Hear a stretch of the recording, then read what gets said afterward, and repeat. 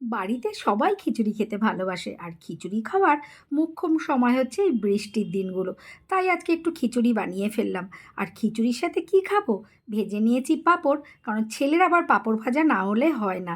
দেখুন, গোবিন্দভোগ চাল আর মুগ ডাল দিয়ে সব রকম সবজি দিয়ে খিচুড়ি বানিয়ে ফেললাম। সব রকম বলতে ঘরে যা ছিল, পটল, আলু, গাজর, মটরশুঁটি এইসব দিয়ে। আর তার সাথে ভেজে ফেললাম ডিমের অমলেট। তো চলুন, এবার আমি আমার খাবারটা বেড়ে নিই, কারণ সবার খাবার তো আমি দেখাতে পারবো না। তার জন্য আমার খাবারটা আপনাদের সাথে শেয়ার করি। আমি নিয়ে নিয়েছি খিচুড়ি, তার সাথে ভেন্ডি আলু ভাজা, শসা আর তার সাথে ডিমের অমলেট। এবার চলুন খাবারটা নিয়ে আমি ঘরে চলে যাই। সবার খাওয়া হয়ে গেছে। আপনারা তো জানেন আমি সবার খাওয়া দেখাতে পারি না, তারা পছন্দ করে না। আর কারো অপছন্দে কোনো কাজ করাও আমি পছন্দ করি না। তার জন্য আমি আমার খাবার নিয়ে চলে আসলাম। বলুন, কত সুন্দর না খাওয়াটা! বৃষ্টির দিনে গরম গরম খিচুড়ি, তার সাথে অমলেট। তো কার কার বাড়িতে খিচুড়ি হচ্ছে প্লিজ কমেন্ট করে জানাবেন।